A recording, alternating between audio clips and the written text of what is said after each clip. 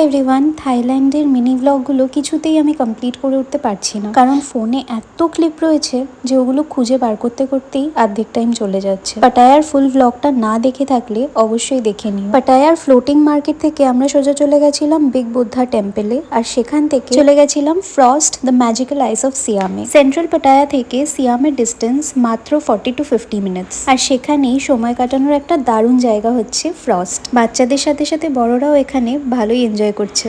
আমি আর রিজু তো এখানে গিয়ে পুরো জমে গেছিলাম, কেননা সব কিছুই বরফের তৈরি। দুজন মিলে কিন্তু আমরা আমাদের বাচ্চা বয়সে ফিরে গেছিলাম।